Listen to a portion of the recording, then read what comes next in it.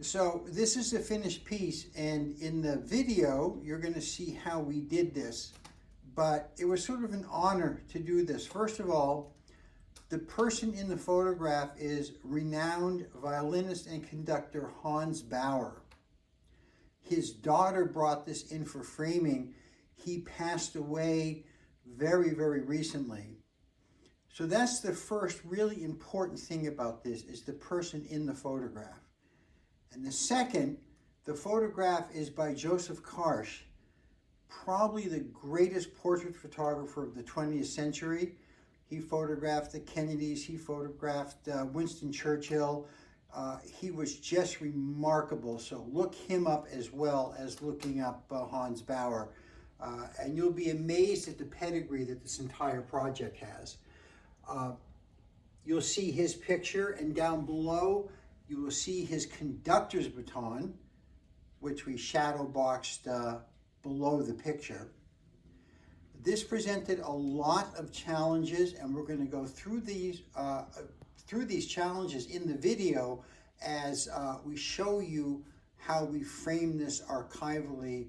And the main goal was to protect the photograph and the border of the photograph, and I think we did that, and I cannot wait for our client to see this. Well, framing this Karsh has presented some real technical issues. I think one of the most important ones is the spacer hitting the border. This is a very wide border. Now this is the mat board partially finished, and you can see I've built the whole shadow box in here for the picture and the baton. And normally you would do something like that, and you'd say, yay, we're done. However, over time, the edge of this spacer and the space between here and here, all this little funkiness going on here, would leave an impression on the border of the photograph. Remember, this is part of the print. So once I finish building everything up to level here, this is not quite wide enough, but everything is going to have an acid-free 4-ply mat board here.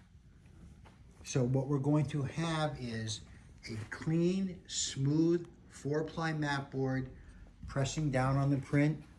It's going to be just as if it was normally framed with a mat board on it. Again, protecting the print from all of this, very important.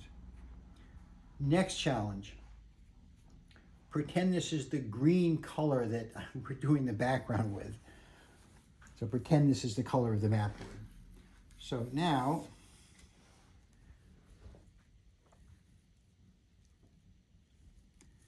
we've roughly got our frame around the Karsh. This again will be the same color as the mat board. So far everything seems to be going very nicely. Well, you never know. So now the baton gets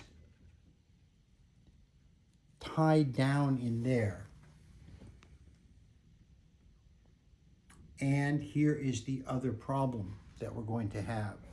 What you're going to notice, I'm going to take this off now, is that the baton is going to be on top of this. So what I can't do is the normal thing.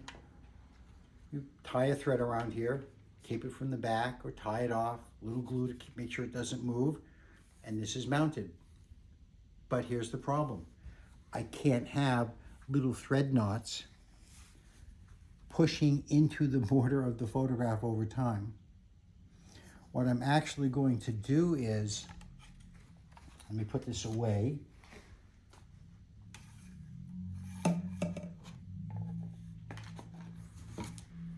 I'm going to cut a little groove out of the mat board the baton is mounted on the back, so the thread can sit in there flush or a little deeper. And then I'm going to put a piece of mylar over this, which will also help protect it. So now, under the baton, we're going to have a smooth surface of mat board with mylar up against the photograph. This is going to be covered in white acid-free mat board. That will then be the thing pressing against the print. So, to sum this up, as far as the print is concerned, it's just going to have a regular mat board around it, pressing evenly all the way around. Okay, I think we'll show you some more later. So this is building out the back with mat board.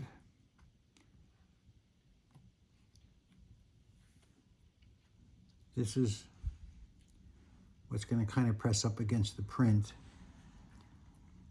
Now down here I'm using black because when that grayish color goes here, if this edge was white, this edge was white, you would see it.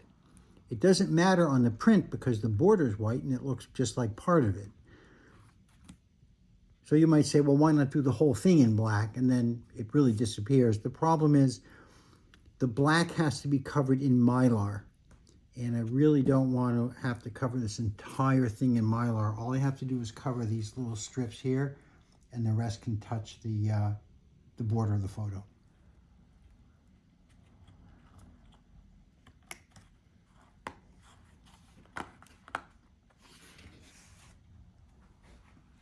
So here is one side done. Good color thread. Now, if we look on back, that won't hurt the print, and this is also going to be covered in Mylar, but it's hard to see in the video, but there's actually a little trough or groove cut here that the thread is lying in.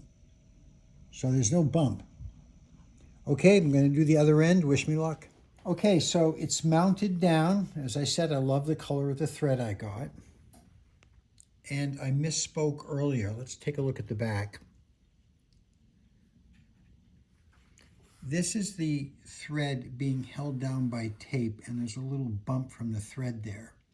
And I said this probably would not hurt the border. But remember I made that little trough? So what I've done is the thread here is flush. It's sitting in a little cutout on the back of this mat board. So when this glue dries, I'm going to cut this here and take off the tape. So everything will be flush. And then, extra protection, this gets a piece of Mylar.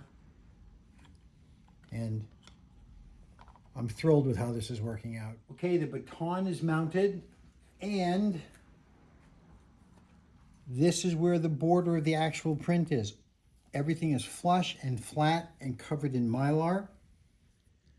So when this goes down onto the photograph,